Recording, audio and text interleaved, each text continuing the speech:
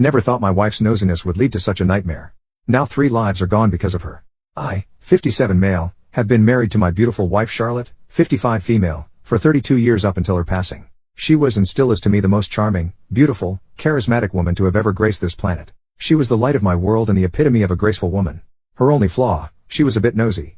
Throughout our marriage, I would joke to her sometimes you have to mind your own business. It's cheaper that way, not realizing that someday it would ultimately end up being a fatal flaw. There wasn't anything or any information within our neighborhood that my wife didn't know about. Almost every night after I came home from work, she would have something to tell me. Charlotte was a stay-at-home mom since the day she gave birth to our 3 kids. Next door to us, a new home was being constructed and was nearing completion. King, 40 male, and Nina, 32 female, moved in prior to construction being completed, with some of the workers frequenting the property as time winded down. According to my wife, King and Nina were involved in an extramarital affair, cheating on their spouses with each other, and in the end they had divorced their spouses to be together. Our island is pretty small, so it is a common thing to know what is happening with who and what the talk of the town is, but I prefer to mind my business. King worked night shifts and Nina was also a stay-at-home, which resulted in Charlotte interacting with them a lot. King would always say that my wife was the mother he never had. My wife grew to love King as her own, but she was never too fond of Nina. She would always make comments saying something was off about Nina. I looked past it. I interacted with them occasionally, but nothing substantial. A few months went by and construction was completed on the house next door. They really did a beautiful job. Charlotte would comment to me almost every night that one of the contractors would still frequent the house even though construction was completed, but only at night when King had left for work. I told her it wasn't my business or hers to worry about.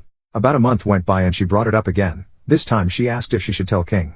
I told her no. We got into a huge argument about it. She called our kids, they told her no. My daughter in particularly told her mom, just leave them alone. The next morning before I left for work I specifically told Charlotte to not do anything stupid. What does Charlotte do? Something incredibly stupid. As humans we observe things subconsciously, and it isn't until you sit down and piece things together that you notice just how much you observe.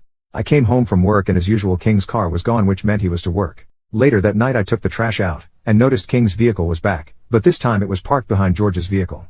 I also heard muffled noises, but it wasn't loud because our homes in the neighborhood have hurricane impact resistant windows, which is basically a sealant. Those windows make it hard to hear anything from the inside and outside. I went back inside and jokingly said to my wife, guess he must have found out. She looked at me and said maybe so. The next morning neither Nina or King came out to hail my wife, and George's car was still in the driveway. The night came, and still the same thing. King's car didn't move and George's car was still blocked in. The next morning Charlotte told me she would go next door to check on King and Nina. I said okay and left for work. Once again my wife, being the nosy person she is, knocked on the door and didn't get a reply.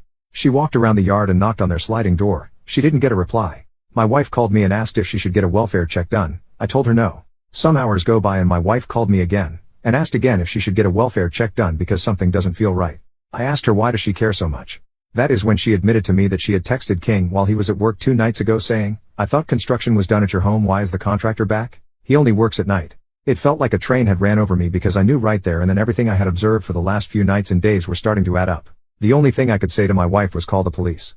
I sped home. I worked about 15 minutes from my home and I could swear to you I made it back in 3. The police came and taped off our entire street. Nina and George had passed away, decapitated. King came out of the house shouting, I unalived Nina. Nina broke my heart. According to the news report and interrogation of King, he said he walked into the house and caught Nina and George making love and snapped. He then did horrendous things to them. For 2 nights he slept next to Nina's torso. Our son, who works crime scenes and also worked this case, said that parts of them were found just about everywhere throughout the house. The crime scene photos were leaked, no one knows by who, but they were horrific. It showed everything. King wrote on the wall, cheaters must die. On George's stomach, he wrote cheater 1, and on Nina's stomach he wrote cheater 2 with markers. My wife caused all of this. The timestamp on our security camera showed that King arrived back home at 8:07 p.m. about 11 minutes after my wife sent him that text.